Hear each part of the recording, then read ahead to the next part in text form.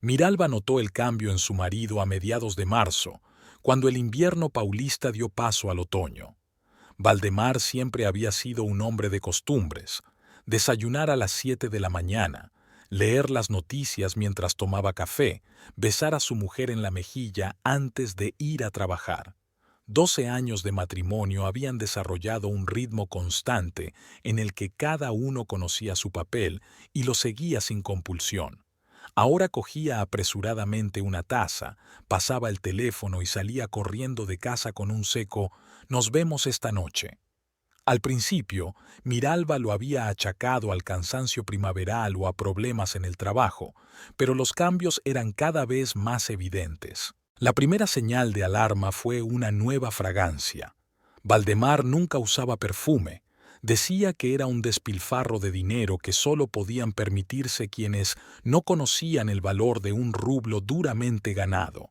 Su sentido práctico siempre había molestado a Miralba, que adoraba los buenos perfumes y los consideraba parte del atractivo de una mujer. Pero ahora había un olor desconocido procedente de su marido, algo amaderado con un toque cítrico, caro e intrusivo. «Valdemar, ¿qué es ese olor?», le preguntó una mañana cuando se agachó para atarse los cordones.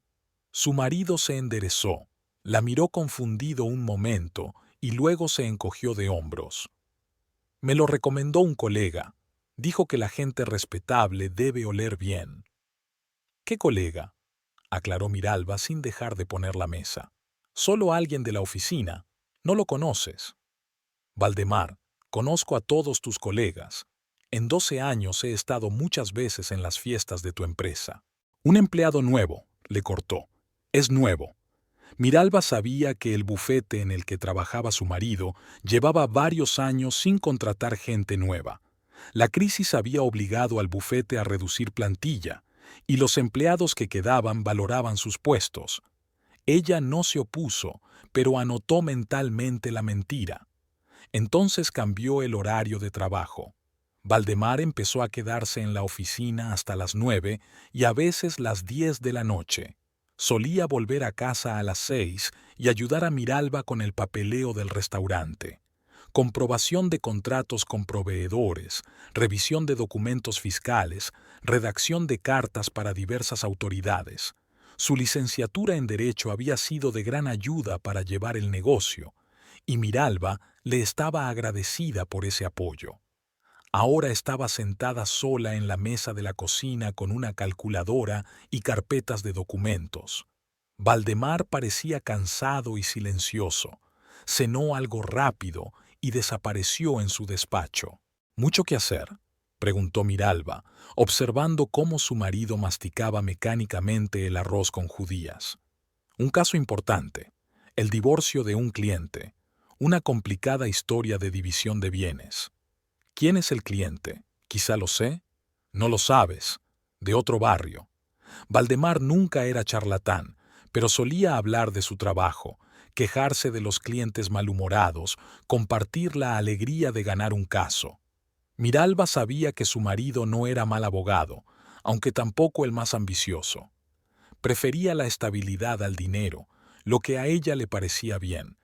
Ahora sus respuestas eran de una sola palabra y su mirada estaba distraída. Parecía físicamente presente en casa, pero mentalmente en otra parte. Lo más extraño fue el cambio de contraseñas. Valdemar siempre dejaba su teléfono en la mesilla de noche, sin preocuparse de protegerlo. Conocían las claves del otro, podían coger el teléfono de su cónyuge para ver la hora, poner una alarma o escuchar música. Esta apertura le había parecido a Miralba una parte natural de la vida matrimonial. Ahora, la pantalla de su marido estaba bloqueada y llevaba el teléfono consigo hasta para ir al baño. Cuando le preguntó por la nueva contraseña, Valdemar respondió que la empresa había introducido requisitos para la seguridad de los datos de los clientes. «¿Desde cuándo se preocupa tu empresa por la seguridad?», se preguntó Miralba. «Sigue siendo en papel». «Los tiempos han cambiado», murmuró Valdemar. «Ahora se exige confidencialidad en todas partes». Miralba intentaba no prestar atención a las pequeñas cosas, pero se acumulaban, haciéndola sentir como una extraña que vivía a su lado. Valdemar ya no se interesaba por los asuntos del restaurante, al que solía llamar con orgullo su hijo común. Ya no preguntaba por los ingresos, ni se ofrecía a ayudar con los proveedores, ni indagaba sobre los nuevos platos del menú. A Valdemar le gustaba ir al restaurante los sábados cuando estaba especialmente lleno. Se sentaba en la barra, observaba cómo trabajaba el personal y contaba a sus conocidos que su mujer había creado todo el local desde cero. Ahora encontraba excusas para no presentarse en el local. ¿Quieres venir conmigo?, le preguntaba Miralba los sábados por la mañana. No puedo. Tengo muchas cosas que hacer en casa. ¿Qué tipo de cosas? Solo tareas. Pero Valdemar no hacía ninguna tarea. Se sentaba en su despacho frente al ordenador o se tumbaba en el sofá con el teléfono. A veces Miralba podía oírle hablar por teléfono en voz baja, pero en cuanto ella aparecía en la habitación, la conversación cesaba de inmediato. Una noche, cuando Valdemar estaba de nuevo sentado hasta tarde en su despacho, Miralba decidió entrar a verle. La puerta estaba entreabierta y vio a su marido concentrado tecleando algo en su portátil. Empujó la puerta y lo vio cerrar bruscamente la tapa. «¿Qué estás haciendo?», le preguntó, tratando de mantener un tono de voz ligero. «Estoy trabajando». «¿Por qué?». «¿Te traigo un té?». «Es tarde». «No hace falta. Terminaré pronto». Había una irritación en su voz que Miralba nunca había oído antes. Valdemar siempre había agradecido su preocupación, apreciaba que le trajera té o café mientras trabajaba. «¿En qué estás trabajando?», intentó ella. «Ese divorcio. Un caso complicado. ¿Por qué no me lo cuentas? A veces una perspectiva fresca ayuda». «Miralba, estoy cansado. Me gustaría trabajar en silencio». Se quedó de pie en el umbral de la puerta, mirando el rostro tenso de su marido. Valdemar la miró con indisimulada impaciencia, como si interrumpiera algo importante.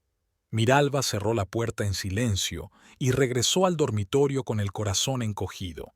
Permaneció despierta hasta bien entrada la noche, escuchando los ruidos del estudio. Valdemar escribía algo en el teclado y, de vez en cuando, hablaba en voz baja por teléfono. A las 2 de la mañana todo estaba tranquilo, pero su marido no se había acostado. Por la mañana Miralba lo encontró dormido en el sofá del estudio. «¿Por qué no ha venido al dormitorio?», preguntó. «Trabajaba hasta tarde, no quería despertarte». Esta preocupación le pareció falsa a Miralba. Antes, Valdemar nunca había tenido reparos en despertarla si necesitaba acostarse. Al día siguiente, en el restaurante, compartió sus dudas con Luana. Su amiga había pasado a comer, como cada viernes desde hacía varios años. Era tradición sentarse juntas al final de la semana laboral para comentar las novedades y los planes para el fin de semana. «Creo que a Valdemar le pasa algo», dijo Miralba, tomando asiento en una mesa del rincón más alejado de la sala, donde podían hablar sin temor a oídos indiscretos. Luana levantó la vista de su plato de feijoada. Era 2 años más joven que Miralba, pero parecía mayor por su constante seriedad y su costumbre de fruncir las cejas.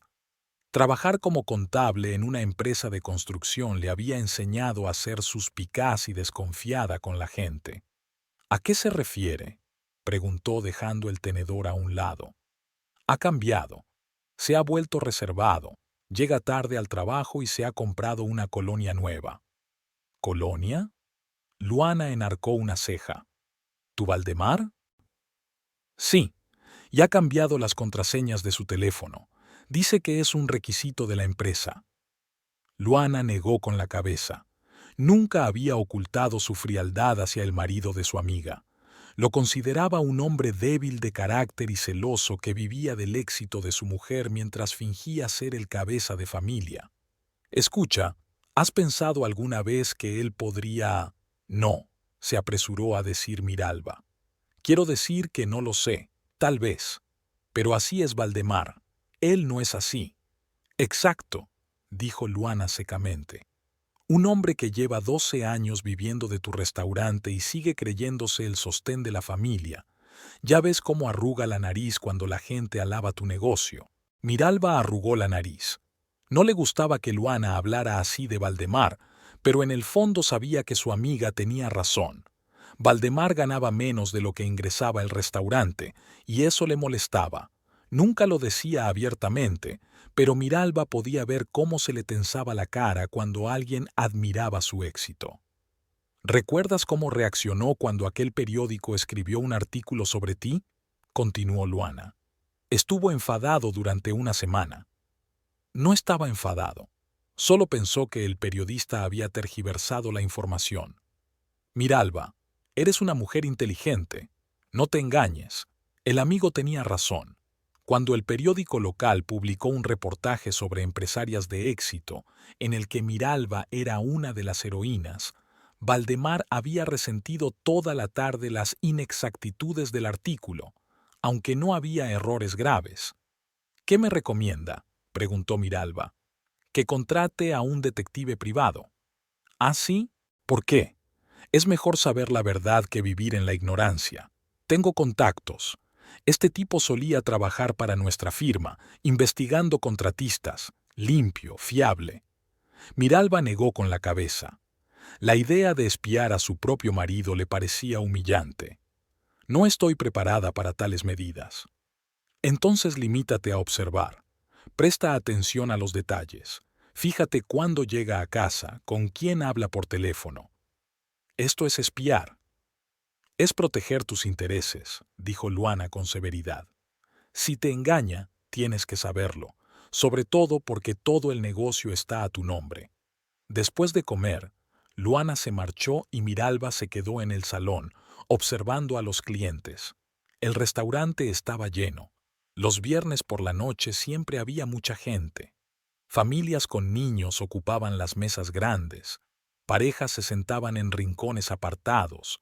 Grupos de amigos discutían ruidosamente los planes para el fin de semana. Estaba orgullosa de haber convertido una pequeña cafetería en un lugar popular para gente de todas las edades e ingresos. El menú estaba pensado para que todos pudieran encontrar algo a su gusto y al de su bolsillo. El interior combina un ambiente acogedor con un diseño moderno. El personal trabajaba en equipo y la rotación era mínima. Miralba lo había construido casi sola. Valdemar le ayudó con la parte legal, pero ella tomaba las decisiones principales. Eligió a los proveedores, contrató a los cocineros y diseñó la estrategia publicitaria.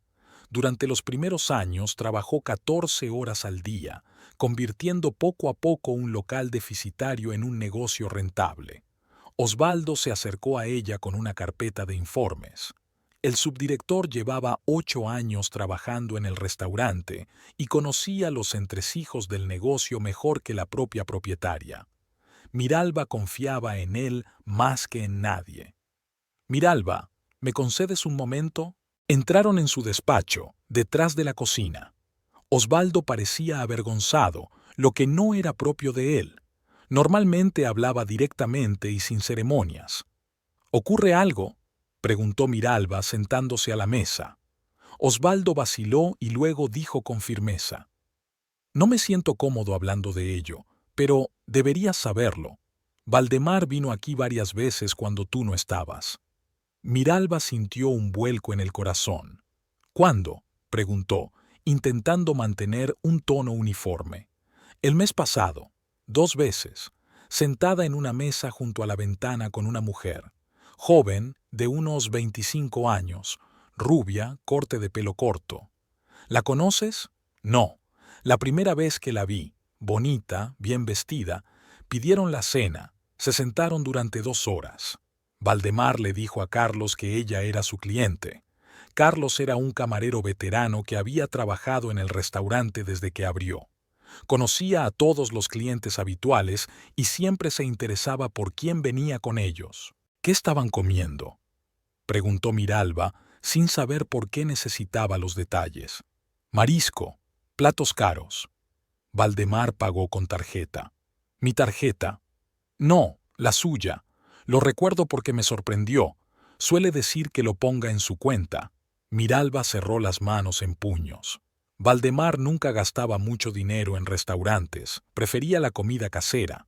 Solo pedía marisco en ocasiones especiales, cumpleaños o aniversarios de boda. ¿Por qué no me lo has dicho antes? Creía que lo sabías, pero luego me di cuenta de que no habría pedido la opinión del personal sobre cómo servir el plato si supiera que su marido traía aquí a otras mujeres. Osvaldo tenía razón. Miralba siempre controlaba cada detalle cuando se trataba del restaurante. Se aseguraría de acercarse a la mesa de Valdemar, preguntar si todo iba bien, presentarse a su acompañante. Ellos, dudó, parecían una pareja. Bueno. Osvaldo arrugó la nariz. Se sentaron juntos. Ella se rió, le tocó el brazo. Valdemar parecía complacido. Gracias por decírmelo, dijo Miralba. Siento si te he molestado, pero pensé que debías saberlo. Por supuesto, es lo correcto, pero no había nada correcto en la situación. Miralba pasó el resto del día como en una niebla, comunicándose mecánicamente con los cocineros y camareros. Sus pensamientos eran confusos y una pesada sensación de presentimiento crecía en su pecho. Por la noche se quedó hasta tarde en el restaurante, revisando informes y planificando el menú de la semana siguiente. El trabajo solía tranquilizarla, pero ahora ni siquiera los números familiares podían distraerla de sus ansiosos pensamientos. Llegó tarde a casa, sobre las 11. Valdemar estaba sentado en el salón frente al televisor, pero la pantalla estaba apagada. Tenía el teléfono en las manos y estaba concentrado tecleando algo. ¿Qué pasa?, preguntó Miralba, intentando hablar en un tono de voz normal. Estoy bien. ¿Y tú? Estoy bien. Gano bien. El viernes siempre es un buen día. Valdemar asintió, sin apartar los ojos de la pantalla. Solía preguntar detalles. ¿Qué platos se pedían con más frecuencia? Si había problemas de abastecimiento, ¿qué decían los clientes habituales? Escucha, dijo Miralba sentándose en la silla de enfrente. ¿Por qué no nos vamos de vacaciones? Hace mucho tiempo que no salimos. No sé, ahora tengo mucho trabajo. ¿Cuándo terminarás el caso? No muy pronto, 2 meses, tal vez. Valdemar solía planear las vacaciones con entusiasmo. Viajaban a la costa de Florianópolis, visitaban las ciudades históricas de Minas Gerais, pasaban fines de semana en la montaña. Había estudiado guías, reservado hoteles, trazado itinerarios. Ahora contestaba como torturado, como si hablar de unas vacaciones juntos le resultara desagradable. «Valdemar, ¿va todo bien?», preguntó Miralba sin rodeos. Por fin levantó la vista. Algo parecido al miedo destelló en ellos, pero se recompuso rápidamente. «Sí, por supuesto, solo cansado. Creo que últimamente estás raro». «¿Qué quieres decir con raro?». «Llegas tarde al trabajo, no me hablas, siempre estás al teléfono». Valdemar se levantó del sofá y se metió el teléfono en el bolsillo de los vaqueros. «Miralba, la verdad es que tengo mucho trabajo. No todo el mundo puede permitirse trabajar a su gusto». Había tanto veneno en esas palabras que Miralba se quedó desconcertada. Valdemar nunca había hablado así de su trabajo, nunca había menospreciado sus logros. «¿A qué te refieres?». «Nada en particular. Es que algunos tenemos que trabajar de verdad, no jugar a restauradores». «¿Jugar?». Miralba no podía creer lo que oía. «Valdemar, he construido un negocio de éxito. Vivimos de los ingresos del restaurante». «Sí, ya me acuerdo. Me lo recuerdas todo el tiempo». Salió de la habitación dando un sonoro portazo. Miralba permaneció sentada en la silla, intentando comprender lo que había sucedido. Nunca le había reprochado a su marido sus ingresos. Nunca le había reprochado que el restaurante le diera más dinero que su bufete. La ira se mezclaba con el resentimiento, y el resentimiento con una creciente sospecha. Las palabras de Luana sobre el detective privado ya no parecían tan absurdas. Era evidente que Valdemar ocultaba algo, y que ese algo había cambiado radicalmente su actitud hacia su mujer y su matrimonio. Recordó la historia de Osvaldo sobre la rubia del restaurante y sintió una punzada de celos. 12 años de matrimonio, planes comunes, negocios en común. ¿Podía venirse todo abajo por culpa de una joven? Miralba se levantó de la silla y se acercó a la ventana. Fuera llovía ligeramente, convirtiendo el asfalto en una superficie de espejo. Los escasos transeúntes se apresuraban a ponerse bajo los paraguas, deseosos de entrar en calor lo antes posible. Pensó en que mañana tendría que volver a fingir que todo iba bien, sonreír a los clientes, ocuparse de los asuntos del trabajo, charlar con el personal, y en casa, callar y vigilar a su marido, que se había convertido en un desconocido. Sacudiendo la cabeza, Miralba se dirigió al dormitorio. Le esperaba una noche en vela y decisiones difíciles que tomar, pero por ahora no estaba preparada para tomar medidas drásticas. Por el momento, se limitaría a observar y esperar. Los 15 días siguientes transcurrieron en tensa expectación. Miralba vigilaba a su marido, pero era como si Valdemar percibiera sus sospechas y se volviera aún más cauteloso. No soltaba el teléfono, dejaba de hablar por las tardes y solo volvía a casa por la noche. El lunes por la mañana Miralba tenía una importante reunión con una nueva empresa de mariscos. El restaurante necesitaba un proveedor fiable de gambas y pescado, y los precios del antiguo socio habían subido tanto que tenían que buscar alternativas. La reunión estaba prevista para las 10 de la mañana en la oficina de la empresa, a 20 minutos en coche del restaurante. Miralba tenía previsto salir a las 10:30, pero por la mañana hubo un problema con el equipo de refrigeración. El técnico se retrasó y los cocineros estaban preocupados por la seguridad de la comida. «Miralba, es urgente», dijo Osvaldo cuando el reloj marcaba las 10:15. «La temperatura de la cámara está subiendo». Corrió entre la cocina y su despacho, intentando al mismo tiempo resolver el problema del equipo y no llegar tarde a la reunión. Los proveedores eran muy quisquillosos y posponer las negociaciones podía arruinar las relaciones antes de que empezaran. «Llama a los servicios de emergencia», le espetó a Osvaldo cogiendo el bolso y las llaves del coche. «Manda al técnico a casa, que venga mañana por la mañana». «¿Qué prisa tienes?», preguntó Osvaldo. «Por los vendedores de marisco. Si llego tarde, se anulará el contrato». Miralba salió corriendo del restaurante y se dirigió rápidamente a su coche, aparcado al otro lado de la calle. Normalmente cruzaba el paso de peatones que había a 50 metros de la entrada del restaurante, pero ahora cada minuto contaba. Tras mirar a su alrededor para asegurarse de que no había coches cerca, Miralba salió a la calzada. La carretera era ancha, de 4 carriles, pero el tráfico matutino aún no había llegado al máximo. Cruzó rápidamente los 2 primeros carriles y se detuvo en el de separación, sacando el teléfono para avisar a sus proveedores de que podría llegar tarde. «Hola, soy Miralba Cordeiro», comenzó sin mirar a su alrededor. «Voy de camino a su reunión, pero puede que llegue unos minutos tarde». Oyó demasiado tarde el ruido de un coche que se acercaba. Un todoterreno negro apareció por la esquina a gran velocidad. El conductor, un hombre de mediana edad con un traje caro, estaba hablando por teléfono y no se percató de la presencia del peatón hasta el último momento.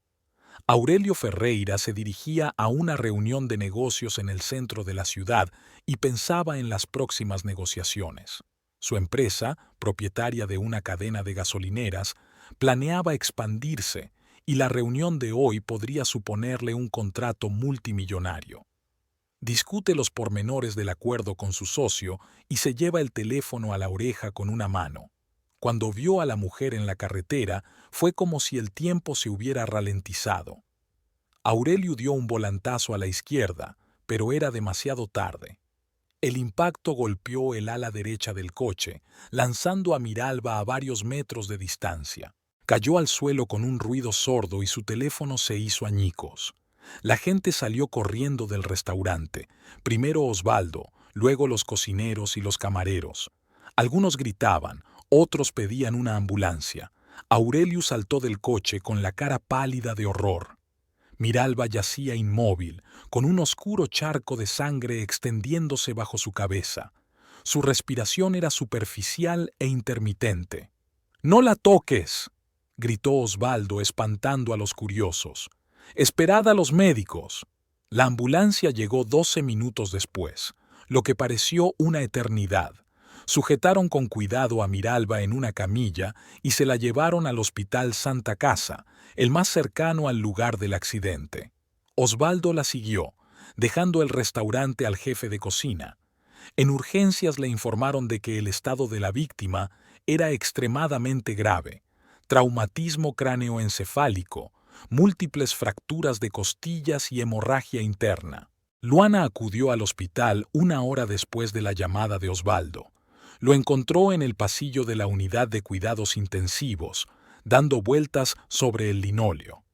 «¿Qué han dicho los médicos?», preguntó sin saludar. «Nada definitivo todavía. Le están haciendo un TAC craneal.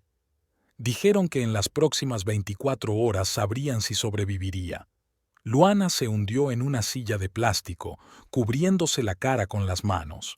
Miralba no era solo una amiga, sino la persona más cercana en su vida. Se habían conocido en la universidad y desde entonces se habían apoyado mutuamente en todas las situaciones de la vida. «¿Dónde está Valdemar?», preguntó. «Le llamé varias veces. No contesta». Luana arrugó la nariz. Incluso en esta situación, su marido no tenía prisa por ver a su esposa. Eso confirmaba sus sospechas de que Valdemar hacía tiempo que había perdido el interés por la familia. El médico no llegó hasta la noche. El doctor Ricardo Santos era un anciano de ojos cansados que llevaba más de 20 años trabajando en neurocirugía. «¿Son ustedes parientes?», preguntó. «Soy un amigo», dijo Luana, «y este es su segundo al mando. El estado es estable y grave.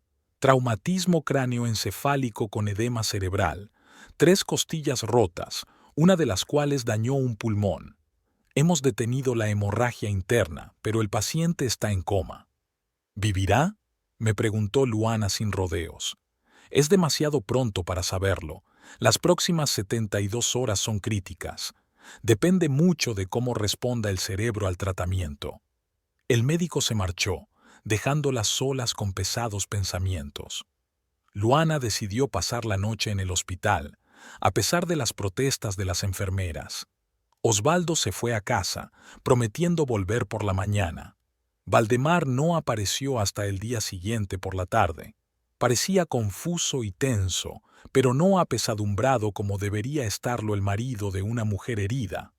«¿Cómo está?», preguntó a Luana, que estaba de guardia en el pasillo. «Inconsciente. Los médicos no tienen pronóstico. ¿Podemos verla?». «Solo a través del cristal. Está en cuidados intensivos». Caminaron hasta la UCI. Miralba estaba tumbada en una cama conectada a varias máquinas.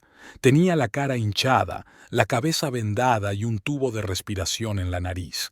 Valdemar miró a su mujer durante varios minutos, pero su rostro permaneció impenetrable.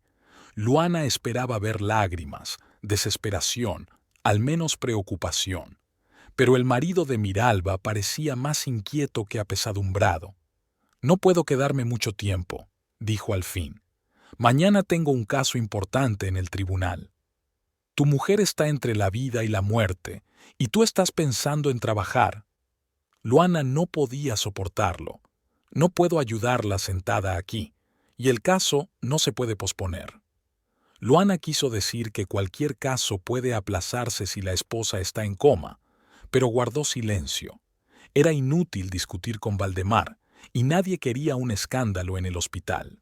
Valdemar se marchó al cabo de media hora, prometiendo volver por la tarde, pero no apareció por la noche, diciendo que tenía que hacer un papeleo urgente por teléfono. Luana pasó otros 3 días en el hospital, saliendo solo para ducharse y cambiarse de ropa.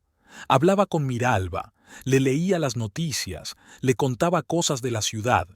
Los médicos decían que los pacientes en coma a veces oyen las voces de sus seres queridos. Osvaldo venía todos los días después del trabajo y se quedaba hasta bien entrada la noche. Traía flores que las enfermeras colocaban en el alféizar de la ventana y le contaba a Miralba los negocios del restaurante. Los cocineros preguntan cuándo vas a volver, le decía, sentado junto a su cama. Carlos pregunta todos los días por tu estado. Todos están preocupados. El estado de Miralba seguía siendo estable, pero sin mejoría. La inflamación del cerebro no aumentaba, pero tampoco disminuía. Los médicos siguieron tratándola, pero se negaron a dar ningún pronóstico. Valdemar acudía al hospital cada 2 días.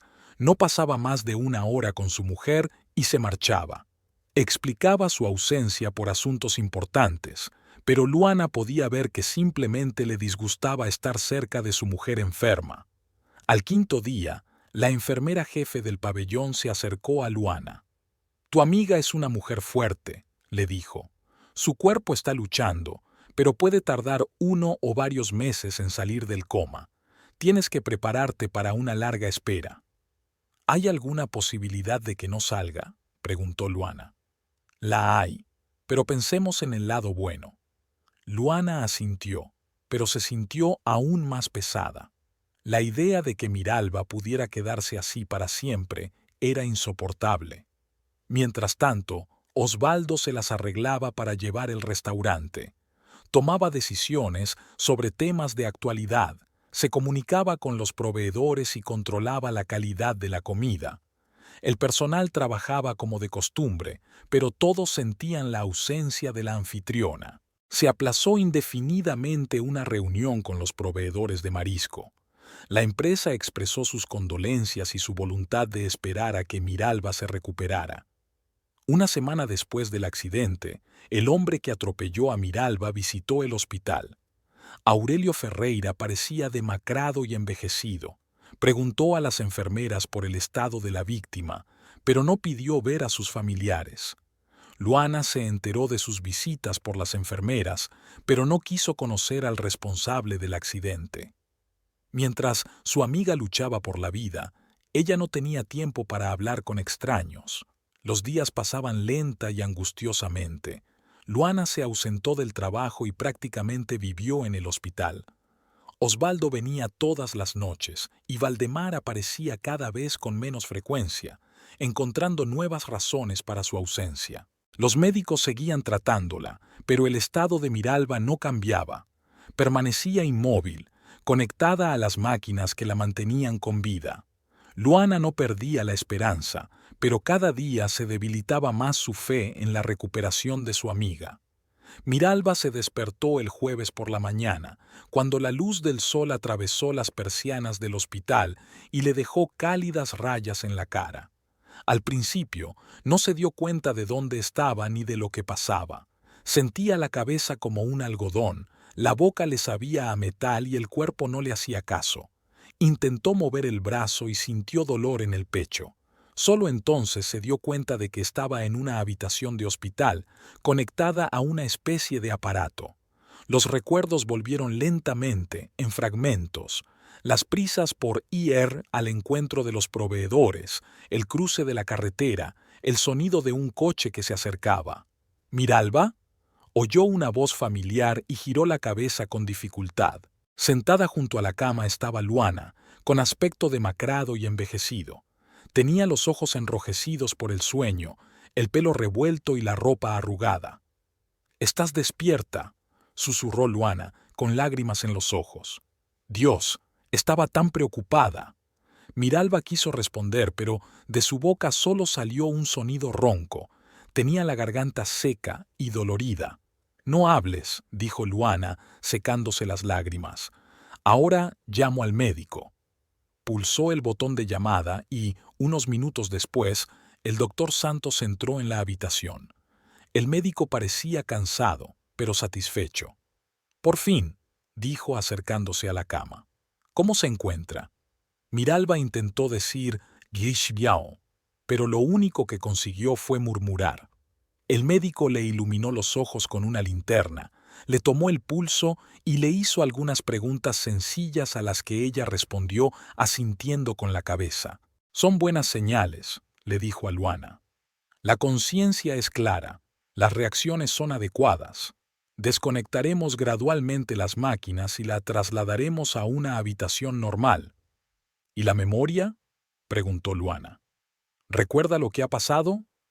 Es demasiado pronto para saberlo. Es posible que haya un lapsus de memoria en el periodo anterior al accidente, pero es normal en este tipo de traumatismos. El médico se fue y Luana se quedó con su amiga.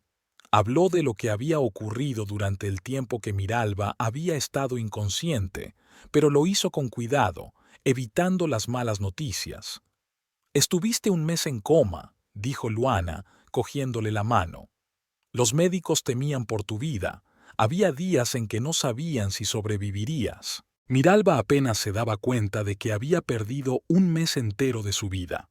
Un mes del que no tenía recuerdos. Intentó recordar los últimos acontecimientos antes del accidente, pero solo le venían a la mente retazos: la nevera en el restaurante, la prisa por llegar a una reunión, la llamada de teléfono. Por la noche la trasladaron a una sala normal donde podía hablar, aunque su voz seguía siendo débil y ronca. Luana se quedó con ella, ayudándola a beber agua, ajustándole las almohadas, contándole las noticias del mundo exterior. «¿Dónde está Valdemar?», preguntó Miralba cuando pudo hablar con más o menos claridad. Luana vaciló, claramente sin saber qué decir. «Él tiene muchas cosas que hacer. Prometió venir mañana». Miralba podía oír las notas falsas en la voz de su amiga, pero era demasiado débil para pedirle detalles. Decidió que Valdemar no toleraba bien los hospitales. Siempre había evitado los centros médicos y se ponía ansioso al ver a gente enferma. Al día siguiente, Osvaldo fue a verla. El subdirector le había traído un ramo de flores y una caja de bombones, pero parecía triste y deprimido. «¿Cómo van las cosas en el restaurante?», preguntó Miralba, intentando adoptar una postura más cómoda en la cama. Osvaldo miró a Luana y Miralba se dio cuenta de que algo iba muy mal. «Osvaldo, ¿qué te pasa?», preguntó ella con insistencia. «Miralba», comenzó él, y luego dudó. «Me cuesta mucho decírtelo, pero debes saberlo. Dímelo sin rodeos. Hace 3 semanas Valdemar vendió el restaurante». Miralba no comprendió de inmediato el significado de estas palabras. Parecían absurdas, imposibles. «¿Cómo que lo vendió?», volvió a preguntar. «Fue al notario con unos documentos en los que decía que usted le traspasaba la gestión de la propiedad debido a su enfermedad. Vendió el restaurante a Global Food por $700,000. Pero no puede hacerlo sin mi consentimiento. Puede si tiene un poder notarial». Y él tenía uno. Miralba sintió que el mundo se derrumbaba a su alrededor. El restaurante era obra suya, fruto de 12 años de duro trabajo. Cada mesa, cada plato del menú, cada elemento del interior habían sido creados por sus manos. «Nunca firmé ningún poder notarial». «Lo sé», dijo Osvaldo con gravedad, «pero los documentos parecen auténticos. Valdemar es abogado, sabe cómo hacerlo. ¿Dónde está el dinero?». «Desapareció con él. Los nuevos propietarios tomaron posesión la semana pasada. Despidieron a todo el personal y cerraron el local por reformas». Luana cogió la mano de Miralba y sintió que su amiga temblaba de asombro y rabia. «Cálmate», le dijo. «Ya encontraremos una solución. Se puede impugnar en los tribunales». «Valdemar me lo ha robado todo», susurró Miralba. «12 años de trabajo, todos mis ahorros, mi negocio». Osvaldo sacó un sobre del bolsillo. «Los nuevos propietarios me han pedido que te dé esto, la notificación oficial del cambio de propietario». Miralba cogió el sobre con manos temblorosas. Dentro había un documento con membrete oficial que decía en blanco y negro que el restaurante Tempero da Casa era ahora propiedad de Global Food Solutions Limited. «¿Y el personal?», preguntó con voz débil. «Los han despedido a todos sin indemnización. Dijeron que contratarían a un nuevo equipo después de la reforma. Carlos, Ángela, Roberto, a todos, incluso a mí». Miralba cerró los ojos, tratando de sobrellevar el torrente de emociones. Carlos trabajaba en el restaurante desde el primer día. Ángela era la mejor cocinera. Roberto conocía los gustos de todos los clientes habituales. Aquellas personas se habían convertido en su familia y ahora se habían quedado sin trabajo por culpa de la traición de su marido. ¿Dónde está Valdemar ahora?, preguntó abriendo los ojos. Nadie lo sabe. Desapareció en cuanto se cerró el trato. No vendió el piso, pero no hay nadie. Quizás se esté escondiendo. ¿Tiene miedo de conocerme? Osvaldo negó con la cabeza. Miralba, hay algo más. Los vecinos le vieron sacar cosas antes de vender el restaurante. Grandes maletas, cajas de documentos. Así que estaba planeado de antemano. Eso parece. Miralba trató de recordar si había algún indicio de que Valdemar estuviera preparando su huida. Su extraño comportamiento en las últimas semanas antes del accidente cobraba ahora un nuevo significado. El secretismo, el distanciamiento, la falta de voluntad para discutir los planes, todo ello eran signos de preparación para la traición. Al día siguiente, Miralba recibió en el hospital la visita de antiguos empleados del restaurante. Carlos, Ángela, Roberto, las camareras Patricia y Marta, el friegaplatos José, todos los que formaban el simpático equipo del tempero Da Casa. Trajeron flores, fruta, tarjetas caseras, pero, sobre todo, trajeron su apoyo y su amor por la mujer que les dio trabajo y se convirtió en una segunda madre para ellos. No te culpamos, dijo Carlos, apretándole la mano. Fue Valdemar, no tú. Pero estaba tan ciega, replicó Miralba. No vi que estaba preparando una traición. Nadie podría haberlo visto venir, dijo Ángela. Estaba engañando a todo el mundo, no solo a ti.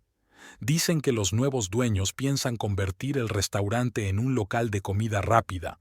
El acogedor restaurante familiar de comida casera se convertirá en una cafetería informal con comida precocinada y utensilios de plástico.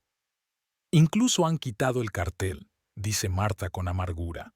12 años de historia borrados en un día. El personal prometió encontrar la manera de ayudar a Miralba a recuperar el restaurante. Carlos dijo que estaba dispuesto a testificar ante el tribunal que el poder había sido falsificado. Ángela se ofreció a recoger firmas de clientes habituales en apoyo del antiguo propietario. Cuando se marcharon, Miralba lloró durante largo rato. Las lágrimas eran amargas, una mezcla de dolor por la traición, rabia por su propia credulidad y desesperación por la pérdida de todo lo que apreciaba. Luana se sentó a su lado y le acarició la cabeza en silencio. No había palabras de consuelo.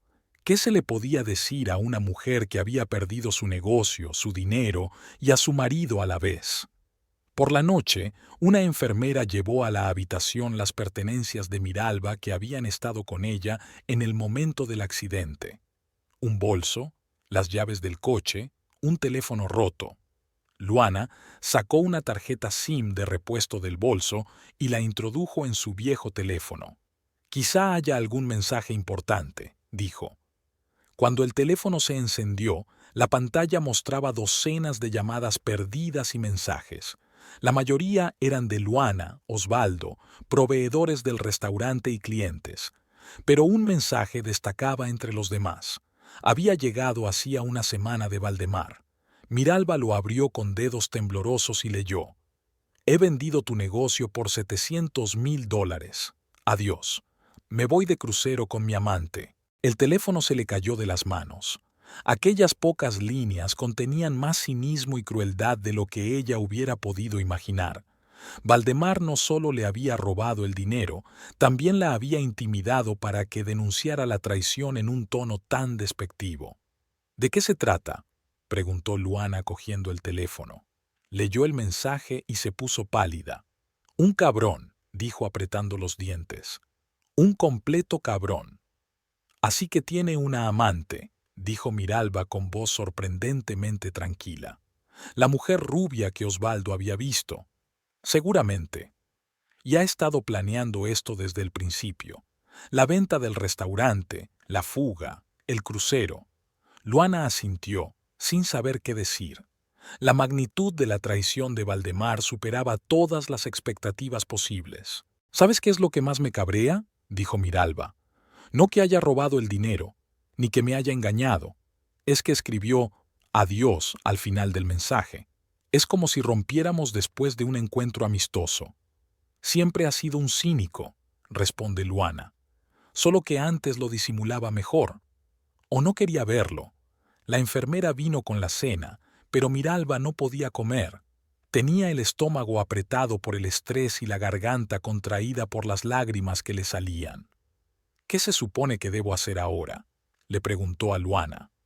No tengo dinero, ni trabajo, ni casa. Tienes una casa. El piso sigue siendo tuyo. ¿De qué voy a vivir? ¿De la pensión de invalidez? Miralba, no pienses en eso ahora. Primero recupérate. Luego ya nos ocuparemos de las cosas como vengan. 12 años, Luana. 12 años he estado construyendo este negocio, levantándome a las 5 de la mañana, trabajando hasta las 11 de la noche, ahorrando dinero para invertir en el restaurante.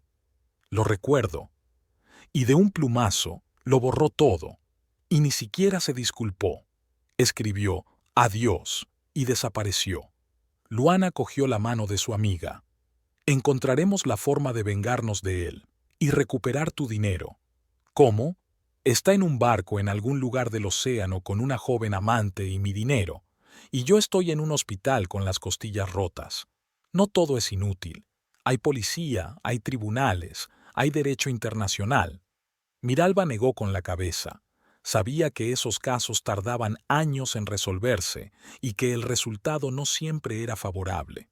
Valdemar era abogado y debía de tener cuidado de cubrir sus huellas y protegerse de la acusación. Estoy cansada, dijo. Quiero dormir. Luana la ayudó a tumbarse, ajustó la manta y apagó la luz del techo, dejando encendida solo la de noche. Me quedaré contigo, le dijo. No hace falta.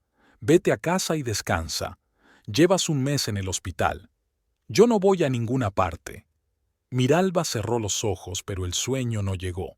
Ante sus ojos había imágenes del pasado, la apertura del restaurante, los primeros clientes, la alegría de los ingresos crecientes, el orgullo por el negocio.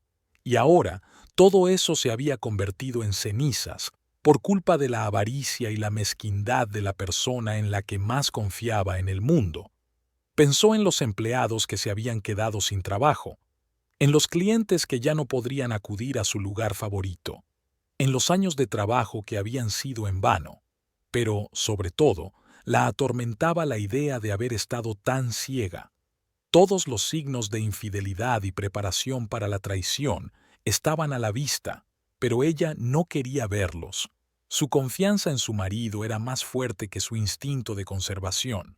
Ahora tenía que empezar su vida de nuevo a los 34 años, sin dinero, sin negocios, sin ilusiones sobre las personas en las que confiaba.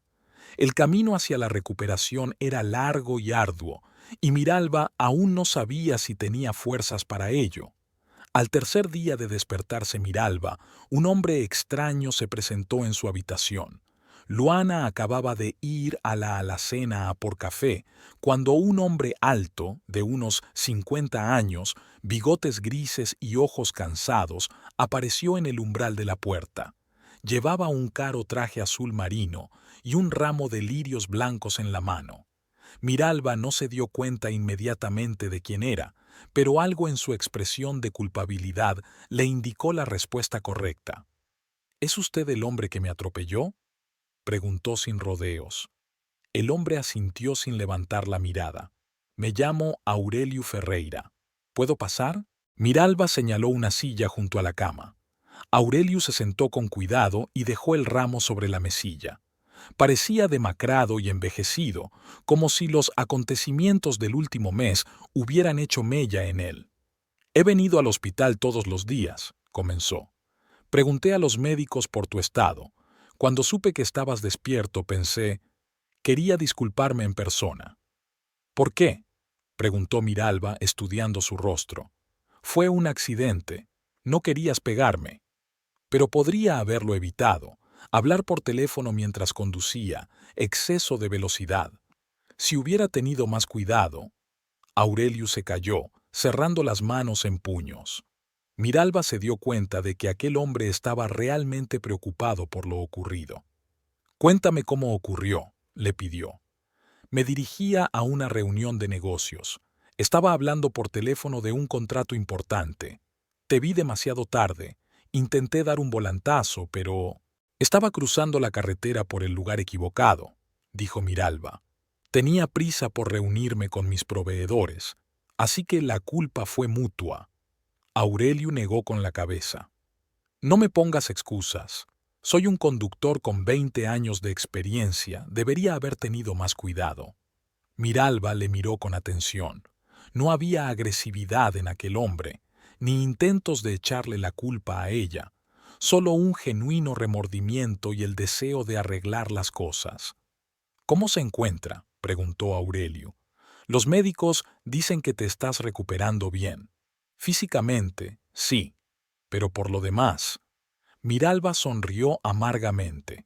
«Un mes en coma me ha costado caro». «¿En qué sentido?». Miralba le habló de la traición de Valdemar, de la venta del restaurante, del dinero robado. Aurelio escuchaba en silencio, con el rostro cada vez más sombrío. $700,000? Preguntó cuando ella hubo terminado su relato. Sí, todos los ahorros más el valor del negocio. ¿Y desapareció sin más? Se fue de crucero con su amante. Incluso me envió un mensaje de texto burlón. Aurelio guardó silencio unos instantes, pensando en lo que había oído. Luego dijo con firmeza: «Te ayudaré a encontrarlo». «¿Por qué?». Miralba se sorprendió. «No me conoces». «Porque me siento culpable. Si no hubiera sido por el accidente, habrías descubierto a tu marido tramando una fuga y habrías podido detenerlo». «No lo creo. Lo había planeado con antelación, mucho antes del accidente».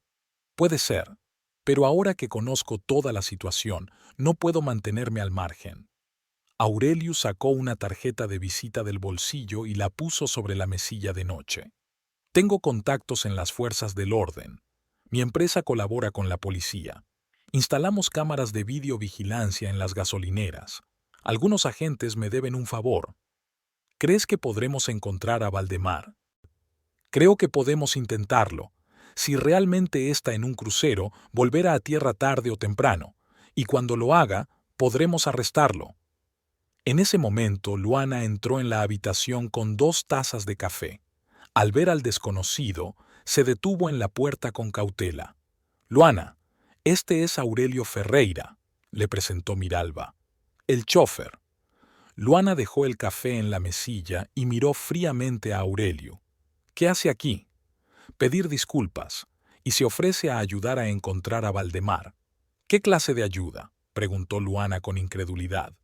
Aurelio repitió lo que ya le había dicho a Miralba. Luana escuchó con rostro pétreo, dudando claramente de la sinceridad de sus intenciones. «¿Y qué quieres a cambio?», preguntó sin rodeos. «Nada, nada, solo quiero ayudar». «La gente no ayuda porque sí, sobre todo la gente rica». Aurelio no se sintió ofendido por la brusquedad de Luana. Al contrario, parecía gustarle.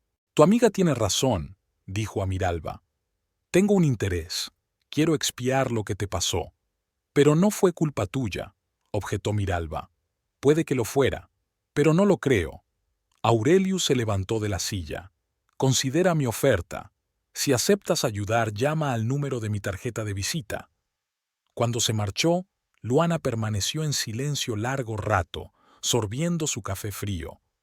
«¿Qué piensas de él?», preguntó Miralba. «No lo sé. Por un lado parece sincero.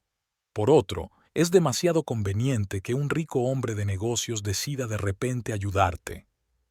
Quizás se siente culpable de verdad. Tal vez. O tal vez tiene algunos planes propios». «¿Qué clase de planes?». «Ni idea. Pero los ricos no se limitan a tirar el dinero y los contactos». Miralba cogió la tarjeta de visita y leyó: «Aurelio Ferreira, CEO de Ferreira Energy». En la parte inferior había un número de teléfono, una dirección de correo electrónico y la dirección de una oficina en el centro de São Paulo. Quizá deberíamos comprobar quién es, sugirió Luana. ¿Cómo? Buscando en Internet información sobre su empresa. Luana sacó su teléfono y tecleó el nombre de la empresa en el buscador.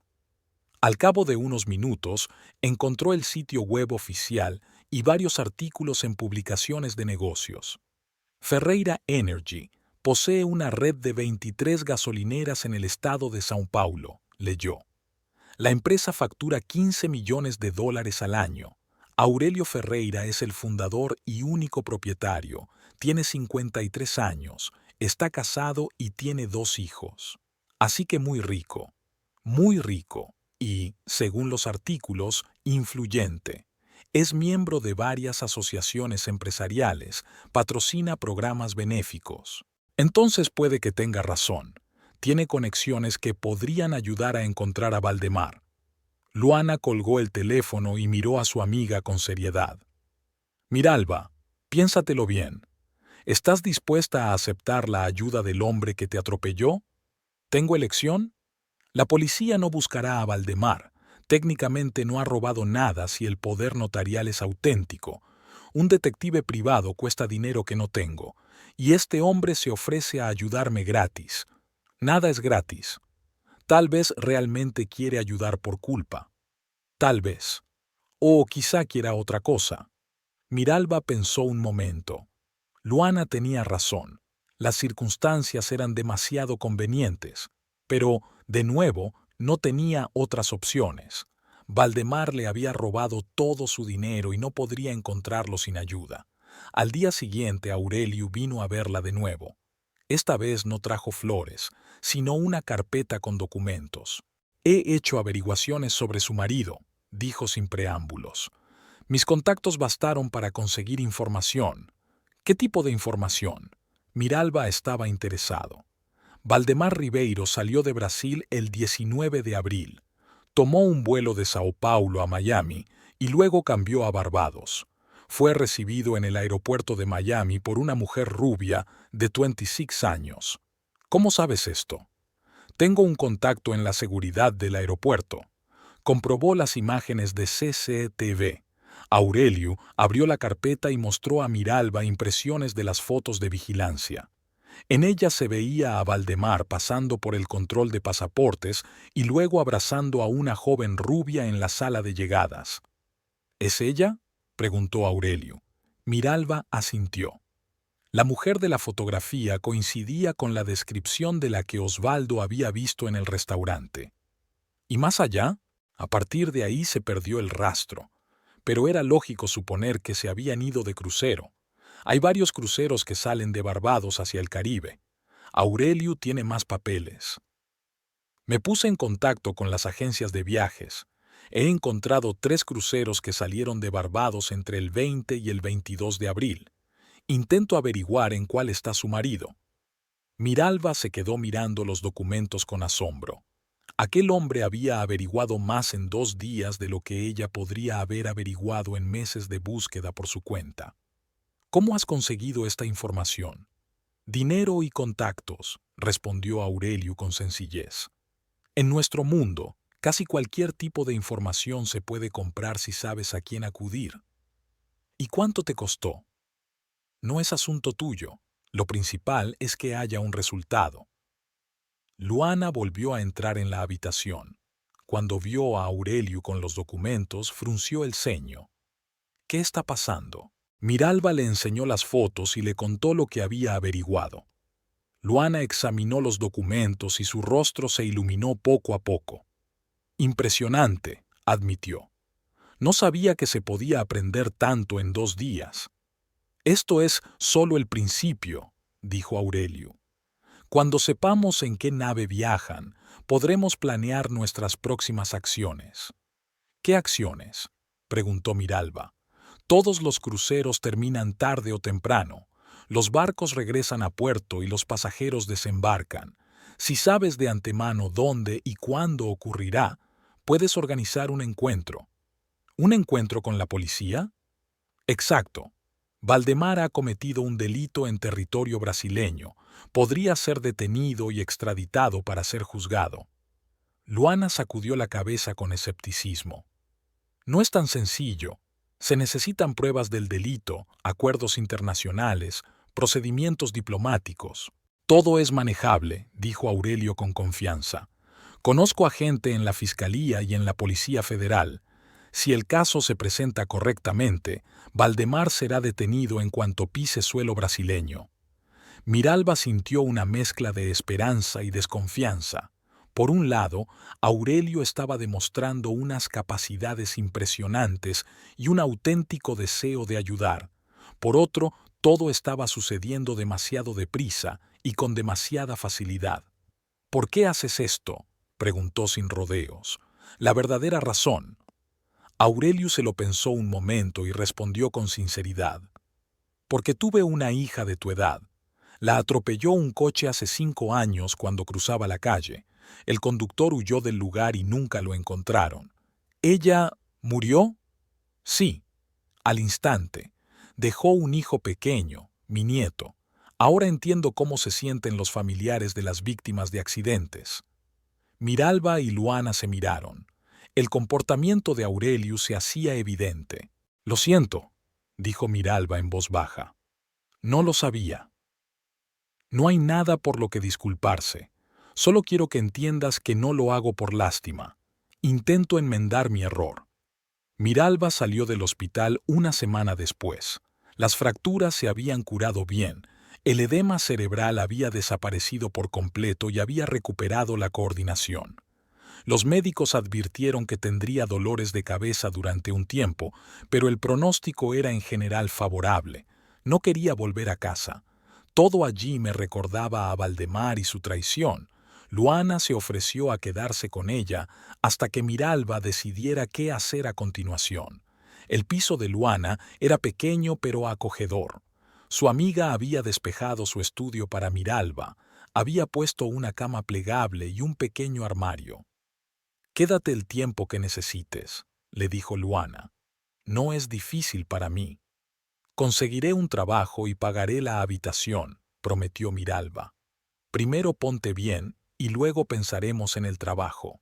Los primeros días tras el alta, Miralba se sintió perdida. Durante 12 años, su vida se había organizado en torno al restaurante. Se levantaba a las 6 de la mañana para reunirse con los proveedores y se acostaba después de medianoche para comprobar los recibos del día. Ahora no tenía responsabilidades, y eso la deprimía más que la complacía.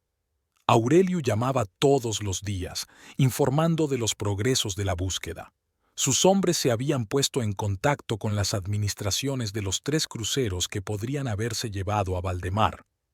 La búsqueda se complicaba porque muchos pasajeros se registraban con nombres falsos para evitar la atención de los intrusos. «Pero los encontraremos», les aseguró Aurelio. «Tarde o temprano lo haremos». Al 10º día de ser dado de alta, llamó con buenas noticias. «Lo he encontrado», dijo sin preámbulos. Valdemar Ribeiro y Carolina Santos están inscritos en el transatlántico Caribbean Dream, un crucero de 14 días Barbados, Jamaica, México, Bahamas, Barbados. ¿Cuándo regresan? Pasado mañana. El barco llega al puerto de Bridgetown a las 8 de la mañana. ¿Y después? Luego nos reunimos con ellos. Ya he hecho arreglos con la policía local. Tienen una solicitud de las autoridades brasileñas para arrestar a Valdemar por sospecha de fraude. Miralba sintió que el corazón le latía más deprisa.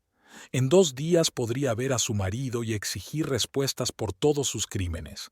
¿Irás a Barbados?, preguntó. «Iremos», la corrigió Aurelio. «Si estás de acuerdo, claro». «Estoy de acuerdo. Entonces cogeremos el vuelo de la tarde de mañana. Nos reuniremos con la nave al completo». Miralba colgó el teléfono y sintió una extraña mezcla de excitación y miedo. Hacía un mes era la dueña de un restaurante de éxito, una mujer casada y segura de su futuro. Ahora volaba a otro continente para enfrentarse a su marido, que le había robado todo su dinero y se había fugado con su amante. La vida sabe dar sorpresas, y no siempre agradables, pero a veces, muy pocas veces, da la oportunidad de restablecer la justicia, y Miralba estaba decidida a aprovecharla. El vuelo a Bridgetown duró 8 horas, con escala en Miami. Miralba voló en primera clase. Aurelio había insistido en que viajara cómodamente.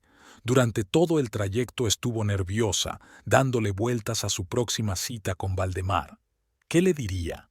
¿Cómo reaccionaría ante su aparición? ¿Intentaría justificarse o se mostraría insolente y cínico?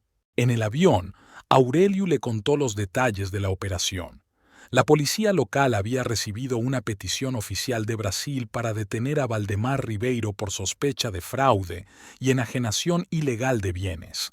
Formalmente, todo era correcto. El poder fue reconocido como falsificado sobre la base de una pericia caligráfica, y el hecho de vender el restaurante sin el consentimiento del propietario fue calificado como delito. Por supuesto, todo es provisional, explicó Aurelio. La pericia real llevará semanas, quizá incluso meses, pero la sospecha es suficiente para proceder a una detención en esta fase. ¿Y si se niega a ir a Brasil?, preguntó Miralba. Existe un acuerdo de extradición entre Barbados y Brasil. Si el tribunal brasileño emite una orden, las autoridades locales están obligadas a extraditar al delincuente. Pero él puede contratar a un abogado, apelar la decisión, ¿no? Puede hacerlo, pero eso lleva tiempo, y el tiempo trabaja para nosotros. Valdemar estará bajo custodia mientras dure el proceso judicial. Miralba asintió, pero su ansiedad persistía. Dependía demasiado de cómo funcionaran los mecanismos de la justicia internacional, y no estaba segura de su eficacia. En el aeropuerto de Bridgetown les recibió el inspector de policía local, Marcus Johnson, un hombre alto, negro, de mirada amable y apretón de manos firme. Hablaba portugués con un fuerte acento inglés, pero comprensible. «Todo está listo para la operación», le informó a Aurelio. «El barco llegará mañana a las 8 de la mañana. Estaremos esperando en el muelle». «¿De cuántos hombres dispone?», preguntó Aurelio. «4 oficiales más yo, suficientes para detener a 2 turistas». «¿Y el papeleo?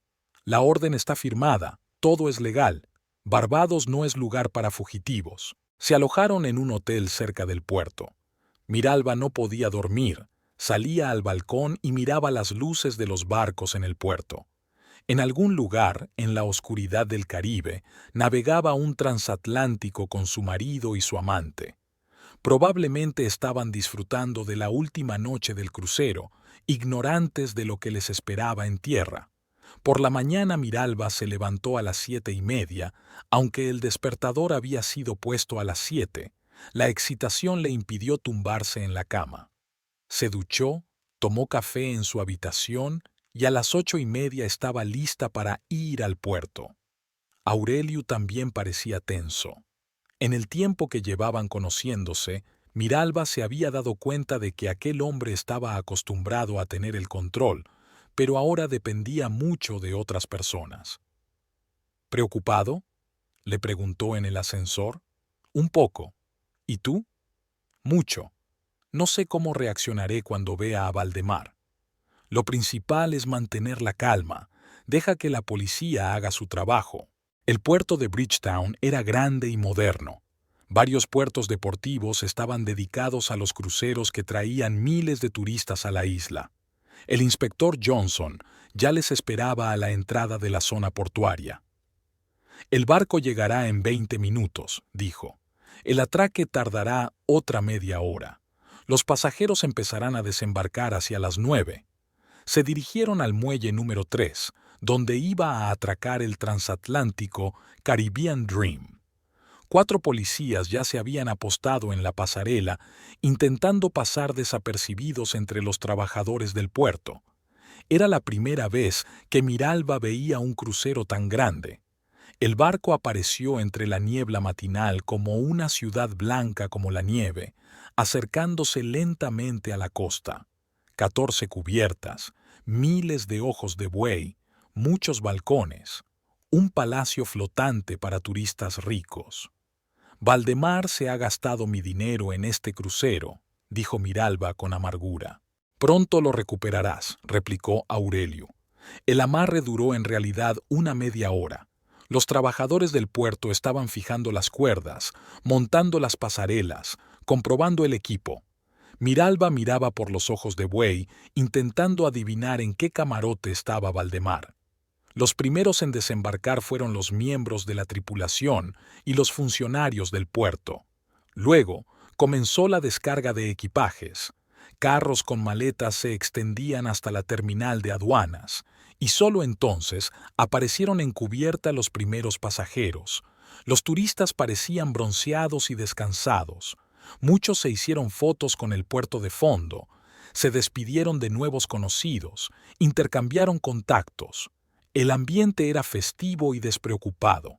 Miralba se esforzaba por mirar las caras, buscando rasgos familiares. Había pasado media hora y aún no había rastro de Valdemar.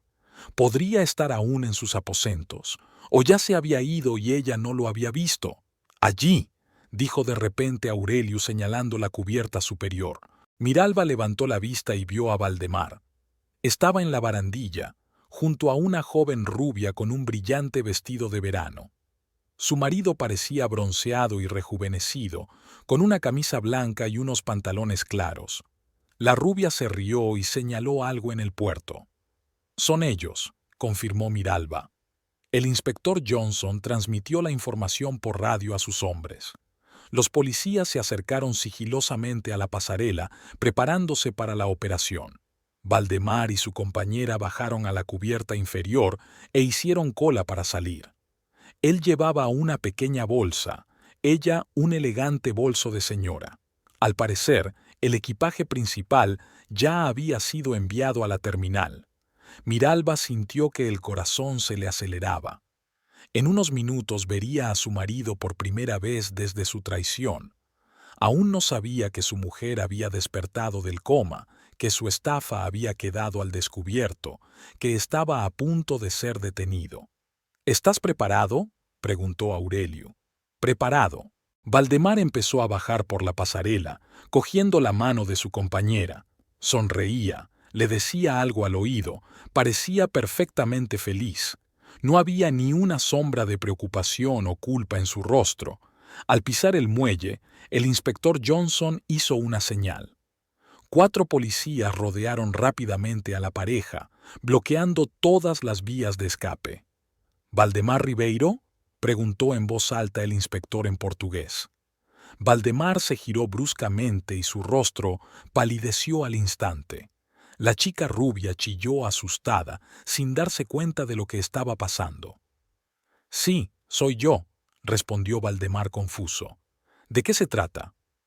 «Queda usted detenido como sospechoso de estafa y enajenación ilegal de bienes», anunció el inspector sacando unas esposas. «¿Qué? Pero debe de haber algún error». Fue entonces cuando Valdemar vio a Miralba. Sus ojos se abrieron de par en par, horrorizados. «¿Miralba? ¿Pero cómo eres? ¿Soy qué?», preguntó fríamente, acercándose más. «Estaba en coma, muerta. Siento mucho haber estropeado tus planes». Valdemar abrió la boca, pero no le salieron palabras. Miró a su mujer como si fuera un fantasma, sin darse cuenta de dónde había salido. «Las manos a la espalda», ordenó uno de los policías. «Esperad», gritó Valdemar. «Puedo explicarlo todo». «Ya lo explicarás en comisaría», dijo el inspector Johnson, colocándole las esposas. La chica rubia sollozaba histéricamente, sin saber qué estaba pasando.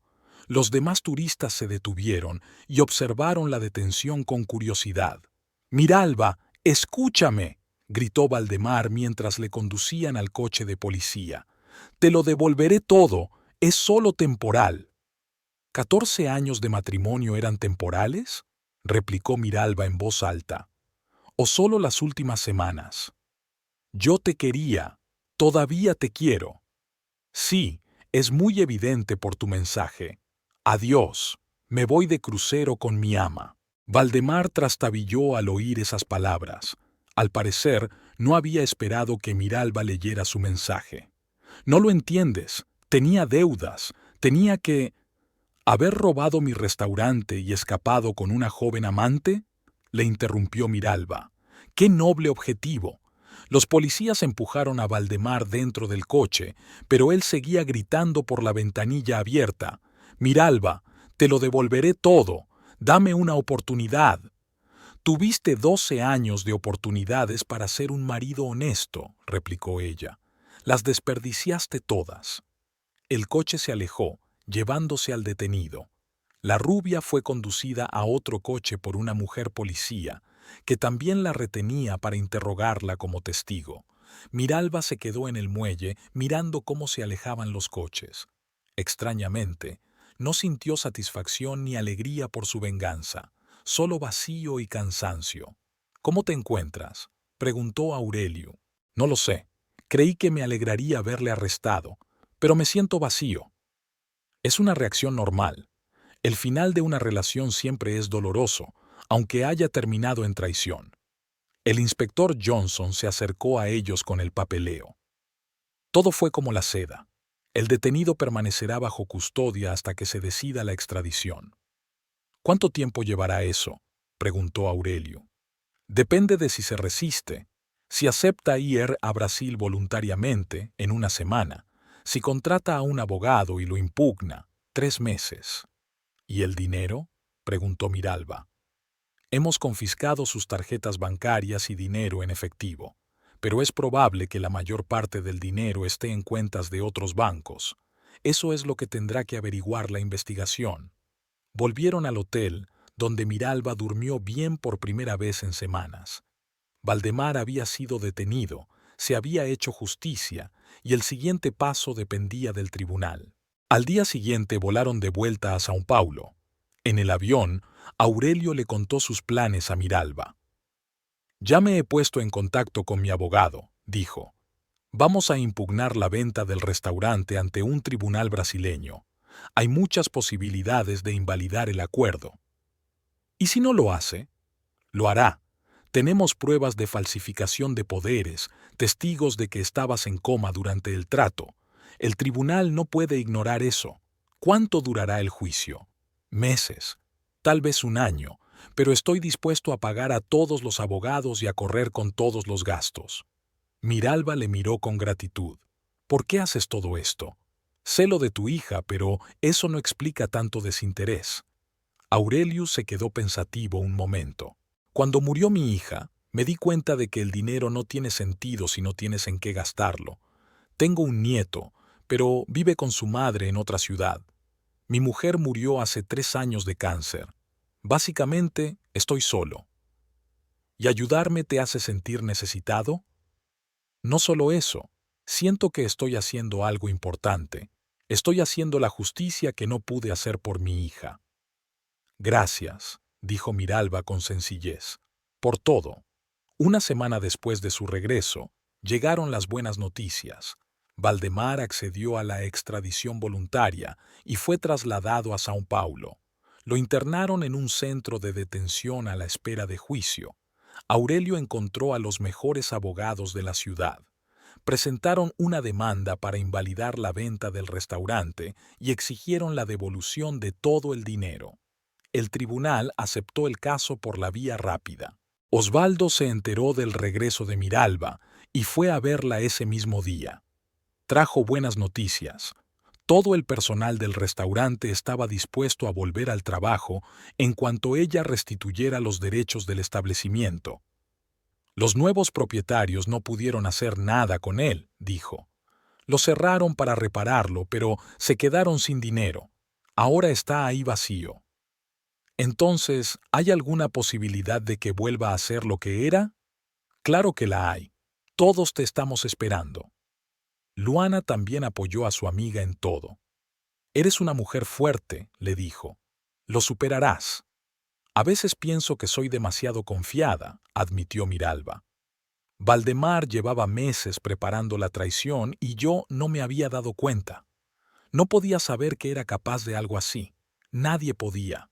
Pero las señales estaban ahí. Su extraño comportamiento, su secretismo, sus visitas al restaurante con esa mujer. Las señales siempre están ahí cuando miras atrás, pero en tiempo real son difíciles de interpretar correctamente. El juicio tuvo lugar 2 meses después. Valdemar intentó demostrar que el poder era auténtico, pero el examen demostró claramente la falsificación. Los testigos confirmaron que Miralba estaba en coma mientras se cerraba el trato. El juez declaró nula la venta del restaurante y ordenó a los compradores que devolvieran el dinero. Valdemar fue condenado a 4 años de cárcel por estafa. «Se ha hecho justicia», dijo Aurelio al salir del juzgado. «Sí», asintió Miralba. «¿Pero a qué precio?». Una semana después, volvió a entrar en su restaurante. Todo estaba cubierto de polvo, los muebles habían sido movidos, el equipo parcialmente desmontado. Pero tenía arreglo. Osvaldo elaboró un plan de recuperación. El personal estaba dispuesto a trabajar sin sueldo durante el primer mes para devolver la vida al local. «Volveremos a abrir en un mes», prometió a Miralba. «En un mes», aceptó. Aurelio ayudó con las reparaciones y la compra de nuevos equipos. No pidió que le devolvieran el dinero diciendo que era su inversión en justicia. El día de la reapertura del restaurante acudieron todos los antiguos clientes y muchos nuevos. La historia de la traición y detención de su marido en Barbados saltó a los periódicos y Miralba se convirtió en una celebridad local. No creía que el escándalo pudiera ser bueno para el negocio, bromeó ante la sala llena. «A la gente le gustan las historias con final feliz», respondió Aurelio, que había acudido al estreno. «¿Es un final feliz? ¿No lo es? Ha recuperado el restaurante, Valdemar ha recibido su merecido, se ha hecho justicia». Miralba se quedó pensativa un momento. Sí, técnicamente todo había acabado bien. Pero 14 años de matrimonio se habían convertido en cenizas. La confianza en la gente se había hecho añicos y había incertidumbre por delante. Al menos era libre. Por primera vez en años podía tomar sus propias decisiones sin mirar a su marido, celoso en secreto de su éxito. Era aterrador, pero también edificante al mismo tiempo. «¿Sabes una cosa?», le dijo a Aurelio. «Creo que tienes razón. Esto sí que es un final feliz». «Y un nuevo comienzo», añadió. «Y un nuevo comienzo», asintió Miralba mirando a sus clientes, personal y amigos. La vida seguía, y ella estaba dispuesta a abrazarla.